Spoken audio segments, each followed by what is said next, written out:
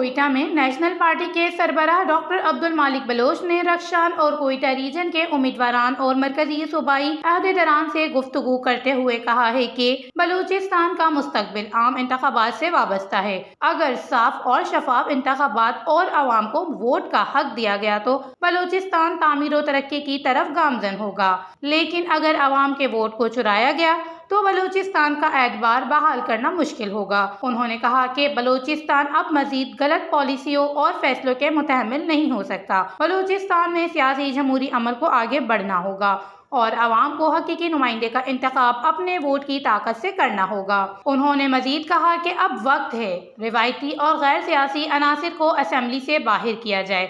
بلوچستان بھر میں عوام کا رجحان اور اعتماد نیشنل پارٹی کی طرف ہے اور ہر علاقے میں شمولیتی تقریب منعقد بھی ہو رہی ہے جو نیشنل پارٹی کی عوام دوست پالیسیوں، پارٹی کی فکر و نظریاتی سیاست اور قیادت اور کارکنوں کی کردار و کمٹمنٹ کی کامیابی ہے۔ ان کا کہنا تھا کہ نیشنل پارٹی کے لیے عوام کا اعتماد انتہائی مقدم ہے اور اس اعتماد کو نیشنل پارٹی کبھی مجروح نہیں کرے گی۔ کوئٹہ میں نیشنل پارٹی کے دوستوں نے بہت محنت کی ہے۔ اگر یہی محنت اور جدوجہد اسی طرح جاری رہی تو 8 فروری کو کامیابی ضرور ملے گی۔ وش نیوز، کوئٹہ، بلوچستان۔